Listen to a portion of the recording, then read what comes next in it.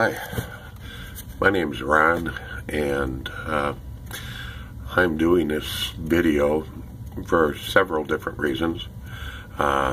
Main one being, I guess for me, therapy for me, and maybe some help for somebody else. I have cancer, pancreatic cancer. They tell me it's spread to other locations. And this all happened several months ago that I found out. But one of the things I found was that I had difficulty finding someone like myself who had it that I could talk to about what happened, about what it feels like when the doctor looks at you and said, "We can't cure you. You are going to die. It's just a matter of how long we can keep you alive." I've had experiences probably a lot different than a lot of people have. Everyone has a different type of cancer and different lengths. Mine has taken me to 4 different private institutions, outside hospitals, and 2 different Veteran Administration hospitals. I'm a disabled vet as well. What I hope to do is have this for people that either are just getting cancer, who have questions. I'm new at this. I don't know how to set it up. My 10-year-old grandson helped me learn how to do this, and hopefully I'm doing it right. My intent is not to name names, not of individuals, but to give you my personal thoughts on what happened to me, how I felt, what it was, the different complications that I've had, chemo, dealing with these institutions, issues I've had, maybe numbers that you need, things that I've done for a list of contacts that I wish I had known about up front, on people to call if I have issues or questions. Again, these are going to be my personal observations and thoughts. I'm not going to provide documented information that this happened here, or he said that, or she said that, or whatever. I will try and keep this as, I guess, just generic as possible. If I had to, could I provide that? Yes. Do I want to? No. I mean, in the time I have left, the last thing I want to do is get into anything like that.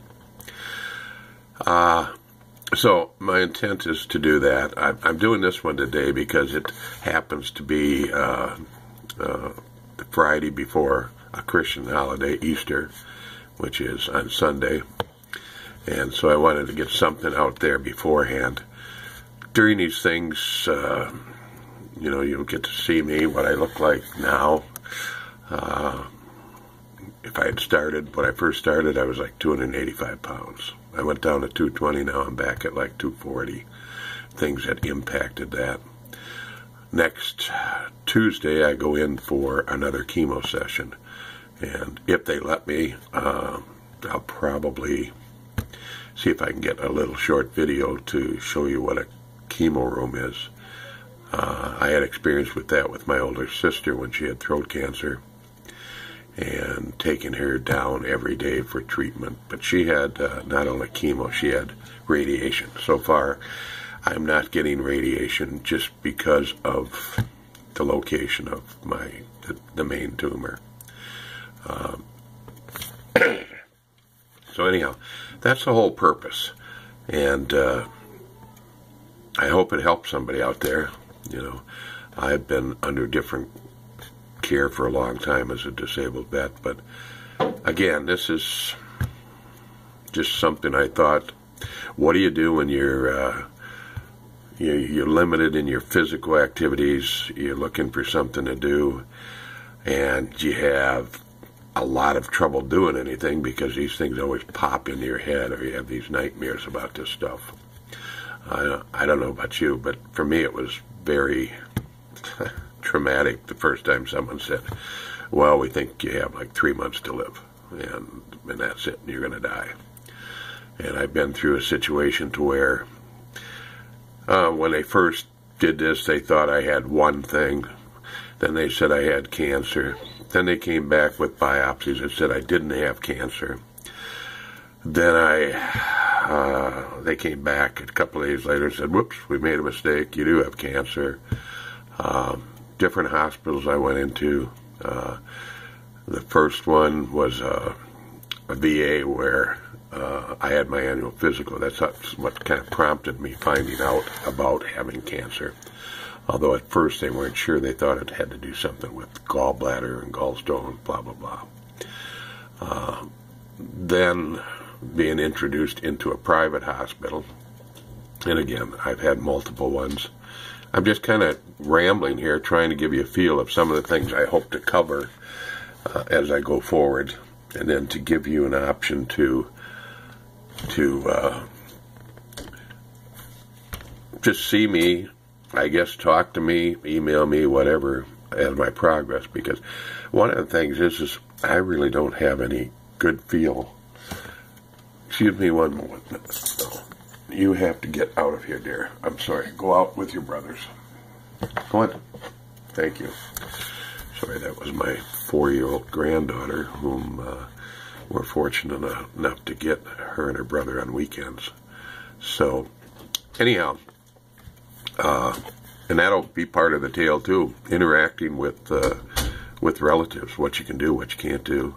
I actually had two of my sisters that wouldn't come over and visit me for almost 2 months because they were afraid I was going to catch one of the side things, complications that I had. Not only cancer, but I started cancer after my first chemo. I developed some things, one called MRSA, which I'm not totally sure how you spell that. I haven't looked it up, but it's not a good thing. The young lady that was just here, my granddaughter, after I had chemo, she happened to come down early. She normally sleeps with Grandma in the master bedroom upstairs. I can't do the stairs anymore. And she normally comes down at 10:30 looking for a sippy cup or something. And this particular day she came down real early and found me in my bathroom floor, delirious, blah, blah, blah. And that's going to be another story. But that was MRSA. Then they got me to a 911 to a private hospital. And they told me kind of, I'll go through that story. They finally gave me some antibiotics that would hopefully take care of MRSA. Then after that, I developed complications with the antibiotics they gave me for MRSA, and I developed something called, from what I can understand, red man's dress syndrome. Anyhow, basically, you develop blisters all over your entire body, you blow up, and that's pretty miserable. I'll go into more detail on that, some of the challenges involved in that. I'll also try and give you some of the challenges that I met with both VA and non-VA institutions. Again, being a disabled vet, I have VA. And I have Medicare, but I don't have Part B because I'm with the veterans. And I'll try and discuss some of that as well. Again, this is just kind of a general thing that I'm putting out there to let you know that I'm going to be doing this. I don't plan on doing it daily, but I do plan, when I end one of these, to kind of give you a feel for when the next one is going to be, or my intent. Now, in between, I know that things happen. Trust me, I know. But hopefully this will help someone. I'm in Central Region. I'm not East Coast, West Coast. I'm in, I'm in Minnesota is where I'm at. And again, I don't want to name names other than, well, maybe one hospital I will, because it's world-renowned, and you can probably guess which one that is. But that's kind of where I'm at. I'm kind of interested to see how this is even going to work. But if no one watches it, that's okay too. Again, I've had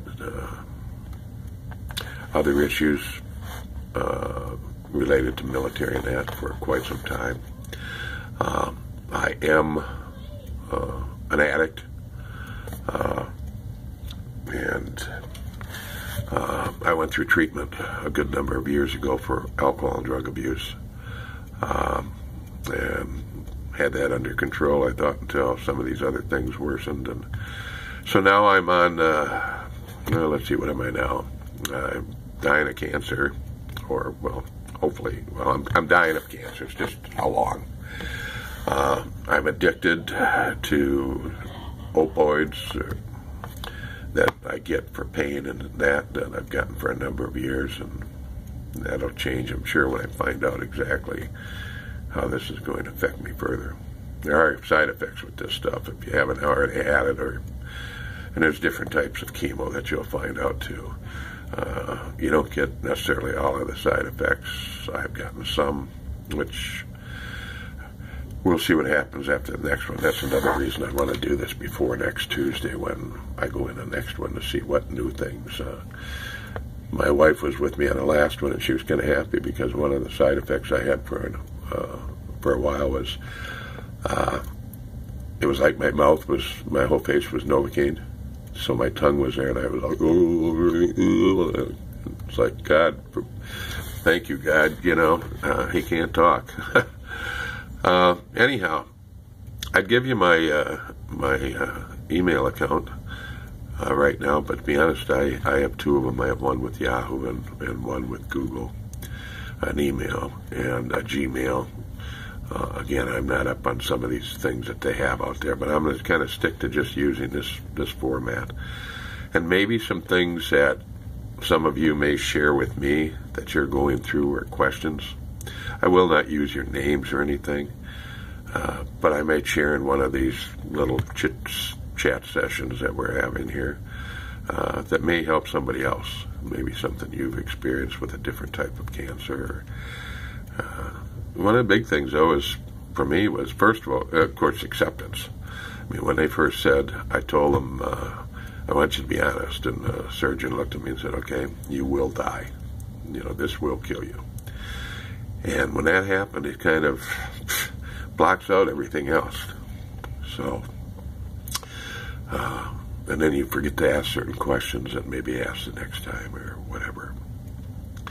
Anyhow, excuse me here.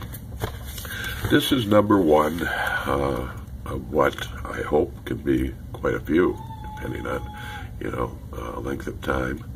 And it's kind of scary for me, and maybe for some of you too. Anyhow, I think that'll be it for the trial run here.